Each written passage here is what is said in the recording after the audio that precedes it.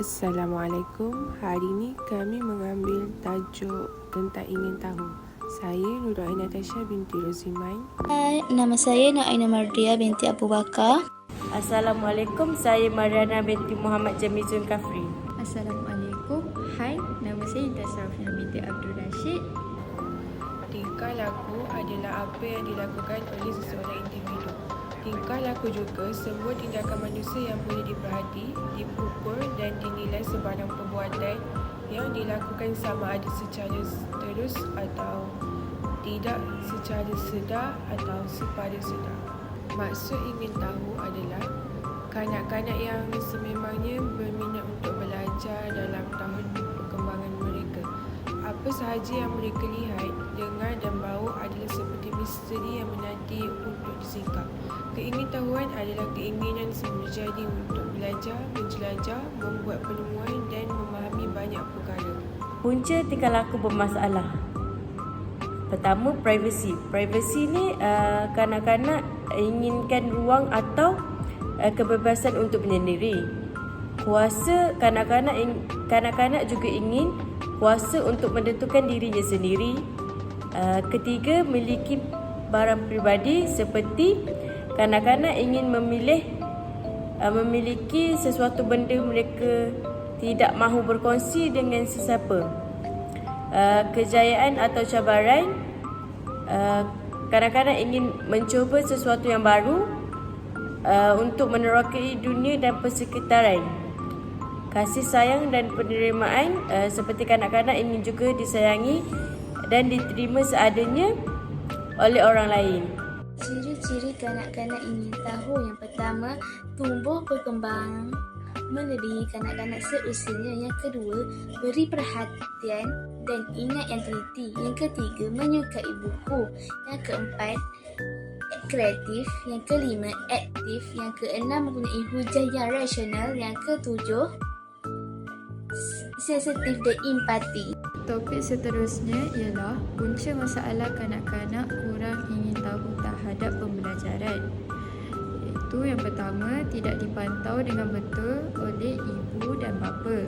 Seterusnya, ibu bapa kerap mengabaikan kanak-kanak. Selain itu, terlalu terdedah dengan gadget seperti terlalu main game di dalam phone ataupun laptop, iPad dan sebagainya. Seterusnya, pembelajaran tidak kreatif seperti pembelajaran itu tidak dapat menarik minat kanak-kanak tersebut. Di sini saya bersertakan contoh kanak-kanak yang ingin tahu dan kanak-kanak yang tak ingin tahu. Cara menarik minat kanak-kanak yang ingin tahu dalam setiap pelajaran. Yang pertama, fahami gaya pembelajaran kanak-kanak seperti terdapat 3 jenis gaya pembelajaran utama, iaitu visual, auditory dan kinestetik. Lepas tu yang kedua, penggunaan pelbagai kaedah yang berbeza seperti didikan dengan menggunakan pelbagai media massa seperti pamphlet, permainan atas talian macam quizzes, word wall dan sebagainya. Yang ketiga, penerangan tentang kepentingan maklumat.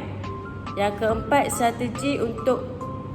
strategi dengan melibatkan pengalaman sebenar. Kesan ingin tahu terhadap pembelajaran seperti alam semula jadi. Alam semula jadi kan ibu bapa boleh membawa kanak-kanak berjalan di taman atau hutan yang merupakan salah satu sekolah terbaik. Ia penuh dengan bahan mengajar semula jadi, contohnya tumbuh-tumbuhan, serangga yang akan mengalakkan minda yang bersifat ingin tahu serta gemar melajahi. Macam museum, zoo dan akuarium.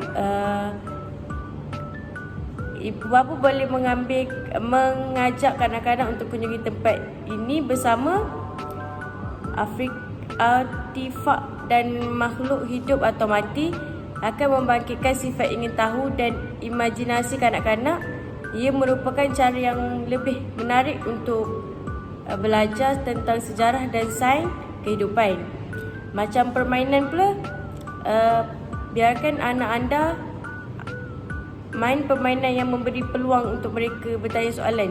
Sebagai contoh, pilih satu objek dan galakkan dia bertanya soalan yang boleh membantu mereka meneka objek tersebut. Akhir sekali, kesimpulan yang dapat dibuat daripada pembentangan ini ialah ibu bapa haruslah memantau pembelajaran anak-anak di rumah supaya anak-anak tidak hilang semangat untuk belajar. Seterusnya, jangan mengabaikan kanak-kanak bermain atau belajar bersendirian kerana itu membuatkan kanak-kanak merasa tidak seronok dan tiada minat dalam belajar. Kita perlulah menerapkan budaya belajar dari peringkat usia yang awal supaya akan terlahir generasi yang lebih berguna dan berpendidikan pada masa akan datang serta menjadi contoh yang terbaik untuk generasi akan datang.